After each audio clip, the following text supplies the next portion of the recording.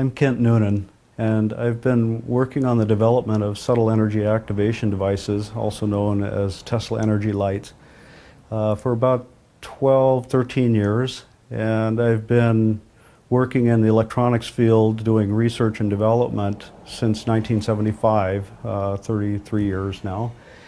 And I've been diving into this deeply for the last, 5, 10 years, something like that, and actively involved in the production of these devices with Mark Hoffman and Ken Bental. And now we have also the benefit of various distributors that are helping with the marketing aspects of this. Aaron Goldhart is helping out a great deal.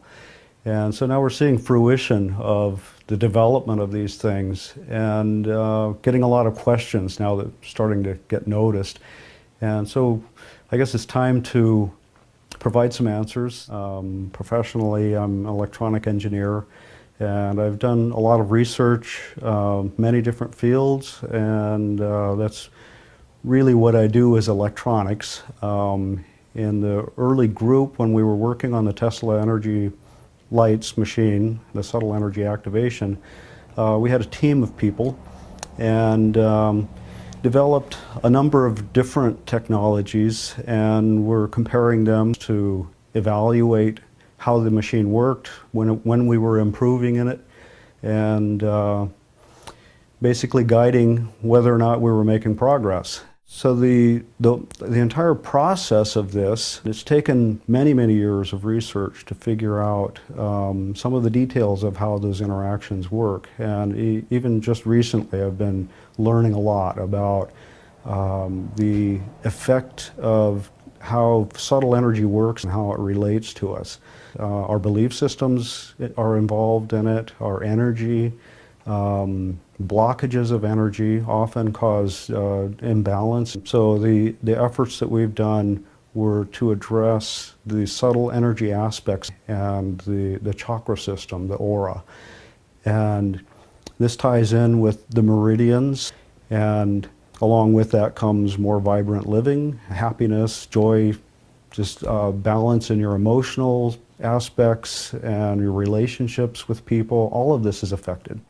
The way this technology has been developed, we have worked closely with inspiration, intuition, essentially angelic realms. They're just by being open-minded and not convinced that we know all the answers, I've been able to be open for these inspirations. I wake up in the middle of the night with ideas of how to modify these devices and make them more effective.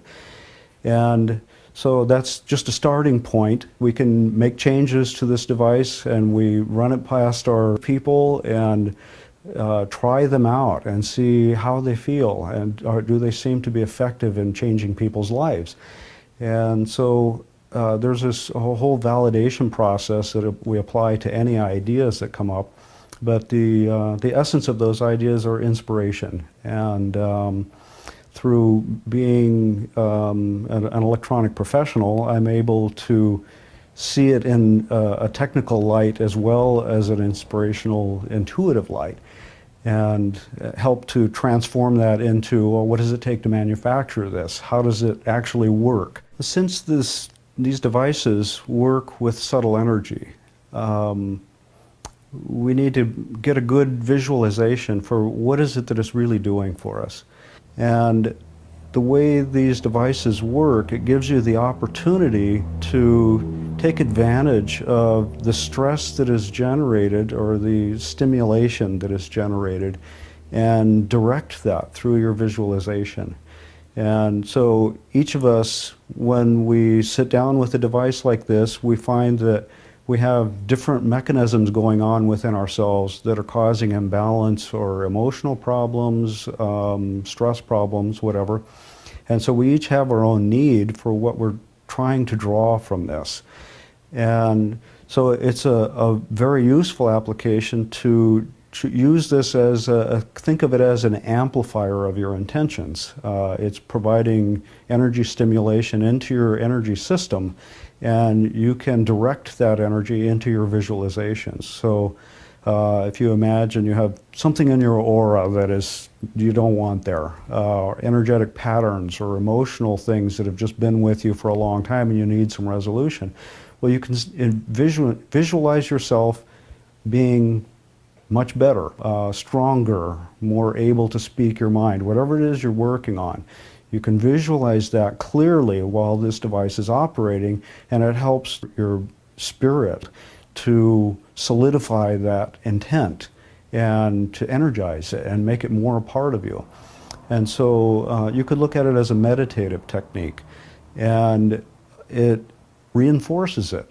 So it's effective to passively sit and just feel whatever you're feeling, but it's more effective to direct this energy.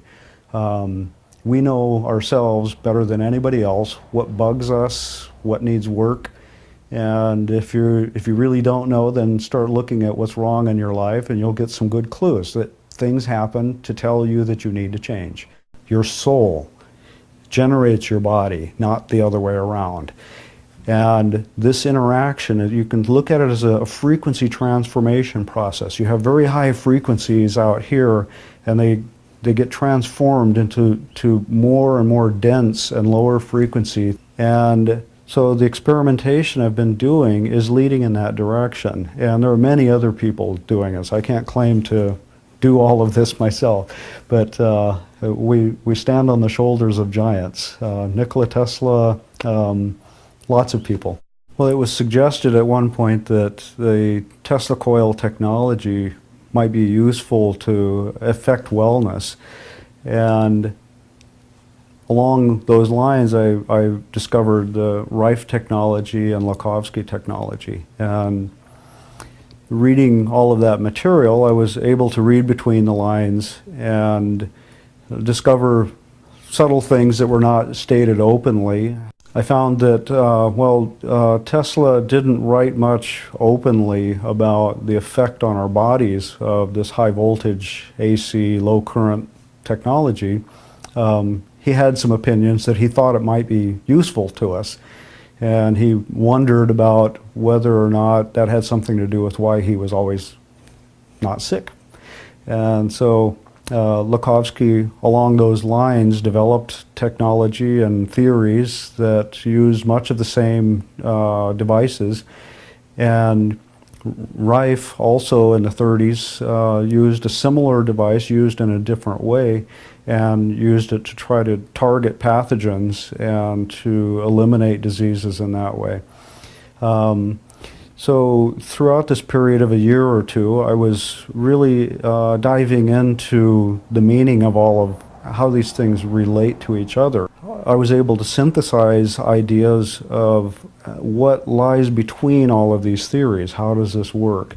And based on that, I came up with many ideas of, well, if these theories are correct, then we should be able to make a device like this through a intensive study of the real physics of what's going on with all of these technologies. I think there's a whole frontier of information awaiting for us that we've just barely begun to skim the surface of it. We decided that we would make both kinds, both AC and DC, and they each have their realm where they seem to be more effective. So the combination of them actually is even better than either one by itself. So through experimentation, we were able to find that the whole range of opinions are available, that everybody has their own perception of which feels better to them. So when it comes to choosing an AC versus a DC unit, I can't offer too much guidance. You kind of have to play with it and see what feels right to you. And if you're able to buy both, then I would highly recommend using both, because they're both good for different things, and together they're even better.